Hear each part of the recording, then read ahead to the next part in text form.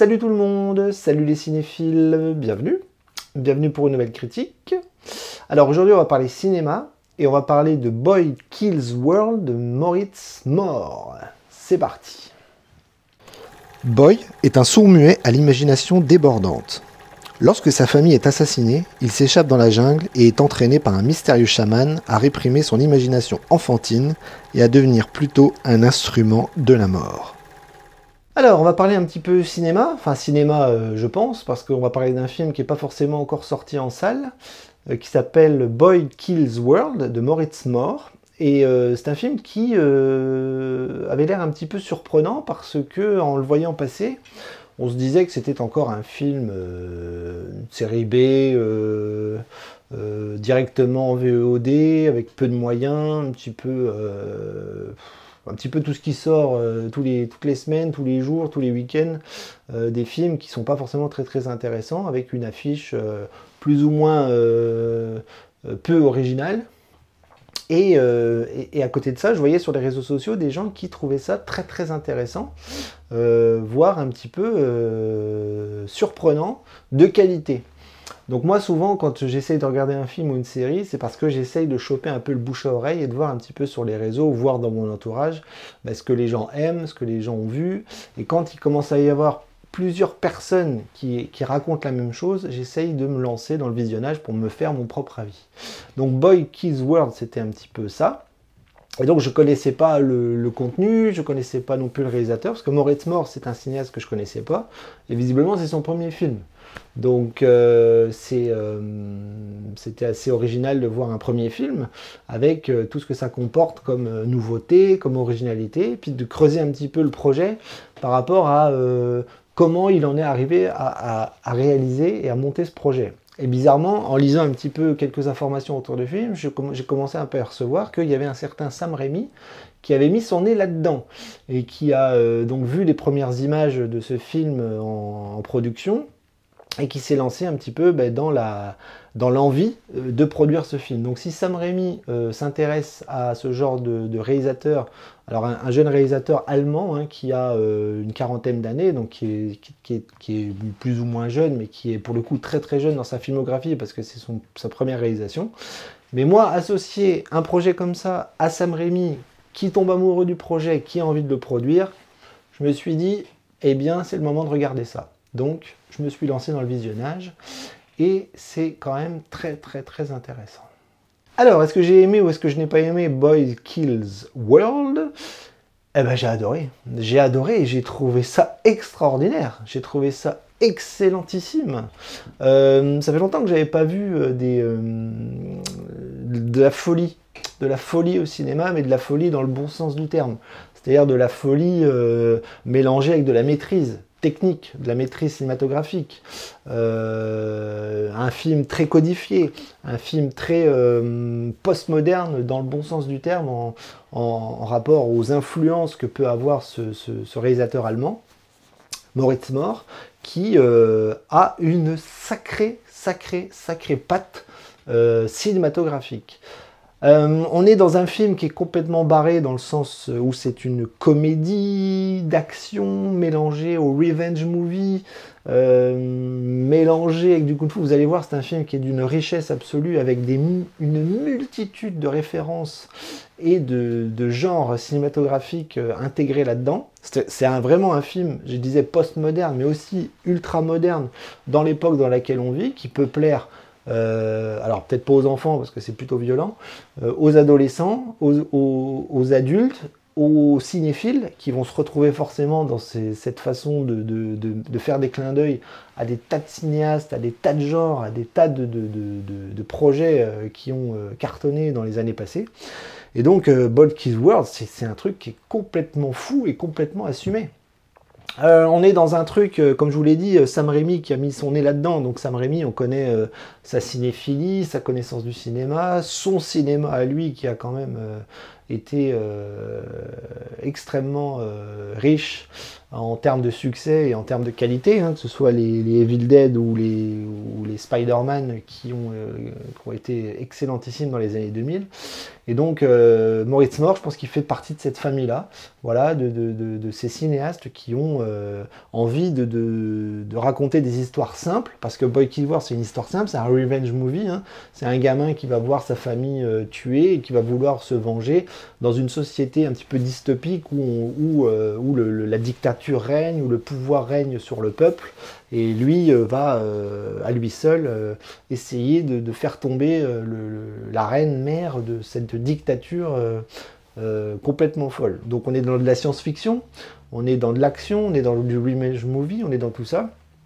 Et ça fonctionne très très bien, parce qu'au-delà de l'histoire qui est simple, mais qui est très très engagée sur le plan de la thématique, on se retrouve aussi surtout dans une forme extraordinaire d'un point de vue cinéma. C'est-à-dire qu'on est dans de l'action forte, avec des scènes d'action hallucinantes, filmées comme peut-être presque comme des scènes d'action de films hongkongais, voire chinois, avec des films de kung-fu, où la mise en scène devient chorégraphie, avec une caméra virevoltante. Je crois qu'il y a beaucoup de plans avec des drones qui est extrêmement bien maîtrisé. Des coupes, un montage extrêmement bien fichu dans les scènes de baston qui sont très très gore, avec des bras coupés. Il y a une scène dans le film où il se bat avec une râpeuse à fromage, où il arrache les têtes, les bras, les pieds, les mollets, les jambes. Tout ça filmé dans un petit espace qui est une cuisine. Donc on enchaîne les séquences comme ça de baston, super bien filmées, super bien montées, super bien réalisées, et c'est non-stop, avec toute cette énergie, toute cette folie, que ce soit au niveau de la caméra, au niveau de la mise en scène et au niveau des acteurs qui se donnent à fond, avec l'acteur principal qui jouait le clown dans le remake de ça, et qui est excellent dans toute l'action et dans tout le divertissement que le cinéaste nous propose. Alors à côté de ça, à côté de cette virtuosité qui rappelle un petit peu un cinéaste que j'aime beaucoup, hein, qui est le réalisateur de The Raid, alors que je dise pas de bêtises, c'est Gareth Evans, ou Gareth Edwards, je sais plus. C'est un cinéaste qui m'avait marqué dans l'approche des films d'action, avec toute cette énergie et toute cette folie dans les combats et dans le placement de la caméra. Et donc on se retrouve un petit peu là-dedans. Et on se retrouve aussi dans des films qui référencent beaucoup le cinéma de genre, comme pouvait le faire Tarantino. Et Tarantino, je pense que Moritz Moore assume complètement la référence, avec notamment plein de clins d'œil au film Kill Bill, avec la moto, la combinaison jaune, le casque, cette actrice qui joue la sœur, qui est blonde, qui rappelle peut-être un petit peu Uma Thurman dans le film. Mais il n'y a pas que ça. Il cite Tarantino, mais il cite aussi toute la culture BD, il cite la culture manga. Le personnage principal, il y a un moment donné, il est habillé comme le personnage de One Piece.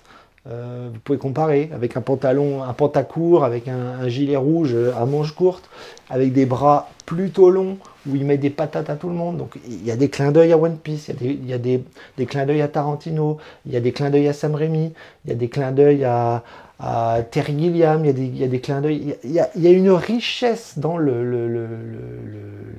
façon pas de pasticher, ni de copier.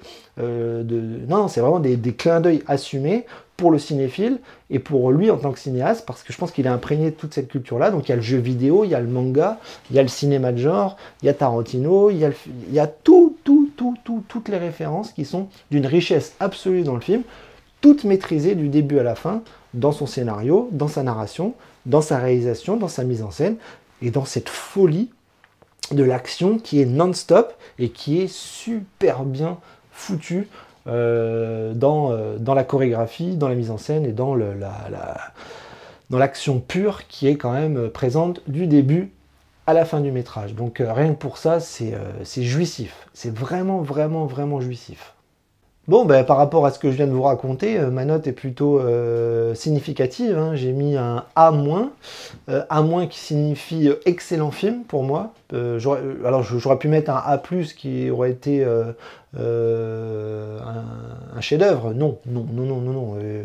Toute proportion gardée, le film n'est pas un chef-d'œuvre parce que il révolutionne rien dans sa démarche, mais cet amour du cinéma, cette façon de faire et cette façon d'assumer tout, l'action, le gore, la violence, la comédie, la légèreté, la lourdeur, enfin, il maîtrise absolument toutes les émotions dans ce film, et rien que pour ça, je trouve que c'est excellent. Voilà, donc ma note est parfaitement positive.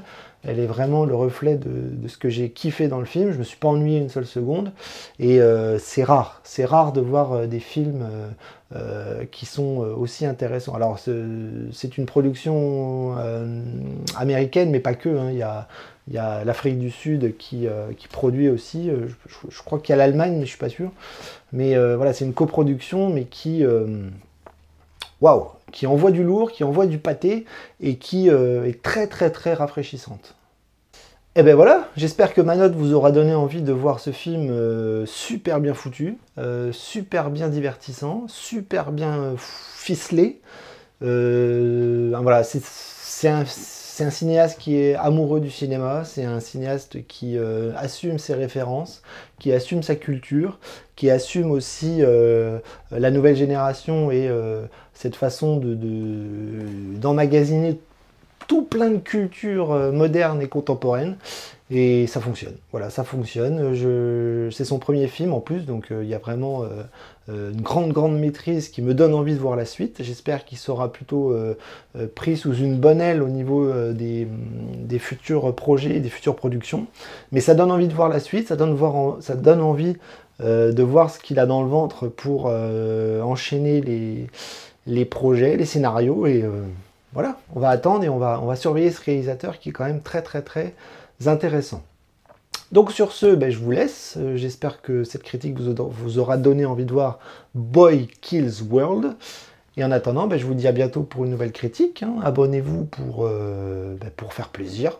Et puis parlez-en autour de vous, ça fait toujours un grand bien. Et en attendant, je vous dis à bientôt pour une prochaine critique qui devrait être une série. Voilà. Sur ce, je vous dis à bientôt et coupez.